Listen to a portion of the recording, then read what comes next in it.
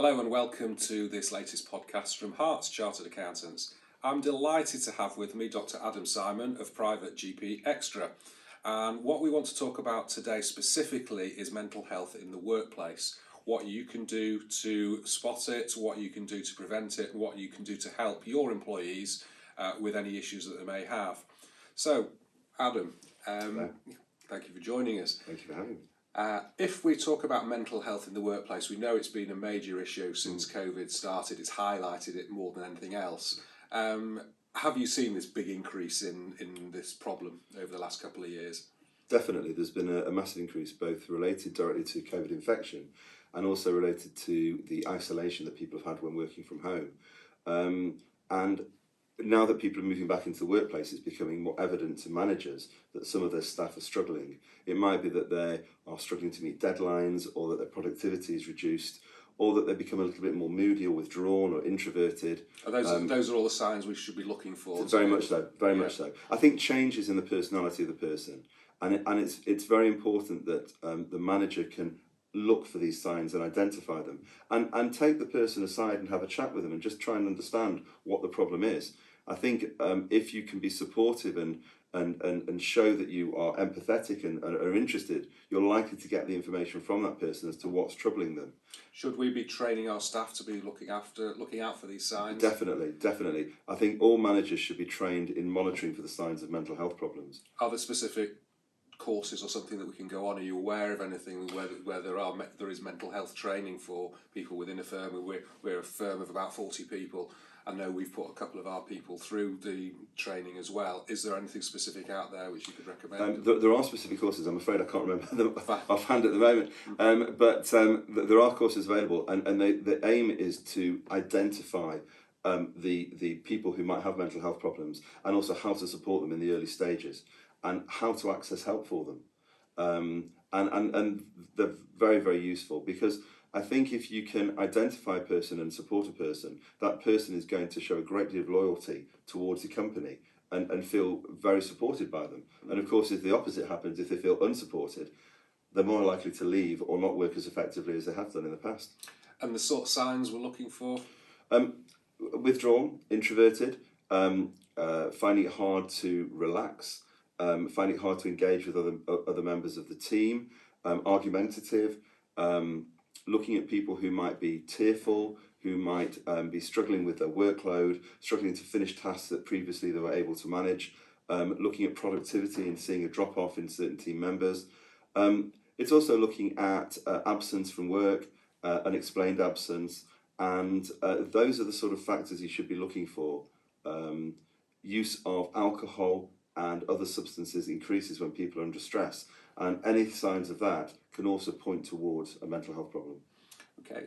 With here at Harts, we put on mindfulness sessions for our staff over a number of months, and is this something that other firms could be looking to do, and what other measures can firms put in place? No, definitely. I think the concept of mindfulness, the idea of taking pleasure from what we see around us and using that to help us relax, is very important.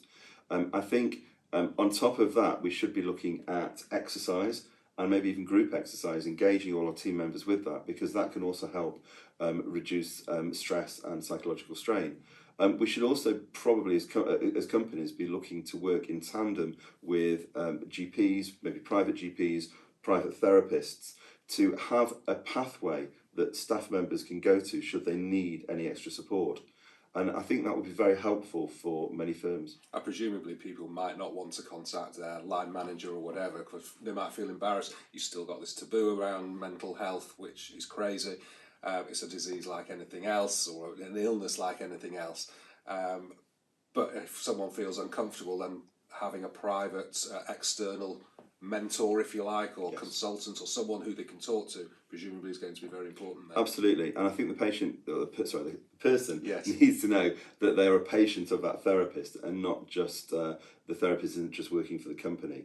I think the ability for that person to feel at ease and relaxed and able to open up without feeling that everything they say is going to be reported back to the firm is very important. And that would be very helpful for their therapy and getting better quicker. How do we break this taboo of mental health? I think a lot of it comes down to ignorance. I think people, for some reason, have a fear that mental health is somehow stigmatising, and it shouldn't be. It really shouldn't be. Mental health problems are caused by a chemical imbalance in the same way that other problems within the body are. There's nothing different about them. The symptoms and the way that they show themselves are slightly different to other illnesses, but that's it. And I think if we can work from primary school and make people understand mental health issues and understand how to manage them themselves and manage the stresses that they encounter, if that happened at primary school, at secondary school, at university, at college, at work, all of these places, then I think people will be better skilled to manage it when they encounter it, because we all encounter stresses at some time in our life. What more can we do? What more can firms do to help their employees? Is there anything extra you want to suggest? I think a lot of it is training of managers. I really think that's the most important thing. I think access to services is very important.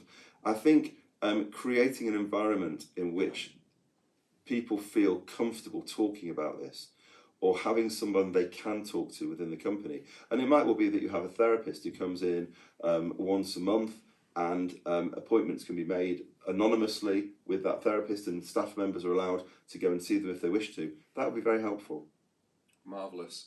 Thank you very much indeed for your insights into mental health in the workplace. I hope that's given you some ideas to be able for you to help in your own businesses.